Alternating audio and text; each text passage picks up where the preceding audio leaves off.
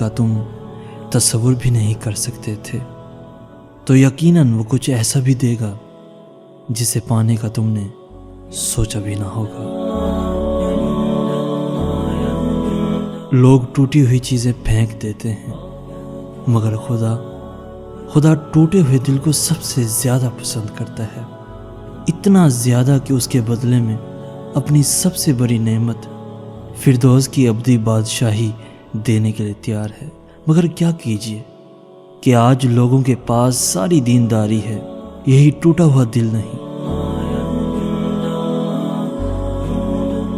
میرے پاس وقت نہیں ہے ان لوگوں سے نفرت کرنے کا جو مجھ سے نفرت کرتے ہیں، کیونکہ میں مصروف رہتا ہوں ان لوگوں میں جو مجھ سے محبت کرتے ہیں۔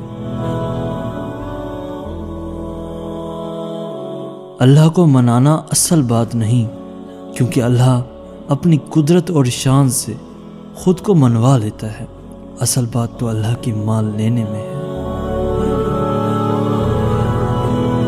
جانور میں خواہش اور فرشتے میں عقل ہوتی ہے، مگر انسان میں دونوں ہوتی ہیں۔ اگر وہ عقل کو دبا لے تو جانور، اگر خواہش کو دبا لے تو فرشتہ۔ جو شخص روکھی سوکھی کھا کر بھی مطمئن رہتا ہے وہ سب سے زیادہ دولت مند ہے، کیونکہ اطمینان فطرت کی سب سے بڑی دولت ہے۔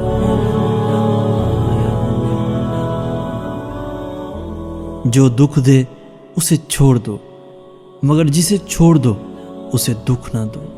دن کی روشنی میں رزق تلاش کرو، رات کو اسے تلاش کرو جو رزق دیتا ہے۔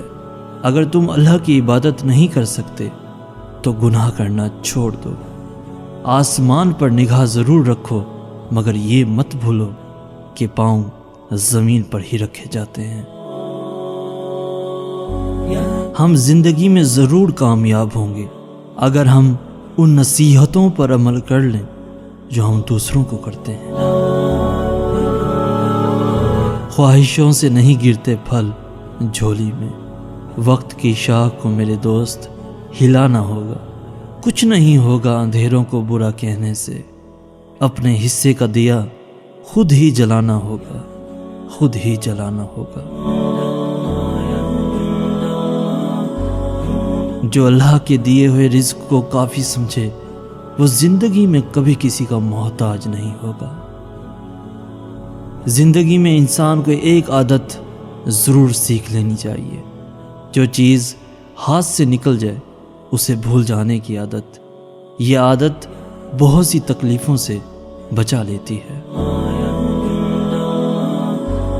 خواہشات کے اسیر لوگ در حقیقت بے ضمیر لوگ، خود ساختہ رہنما ہیں یہاں لکیر کے فقیر لوگ۔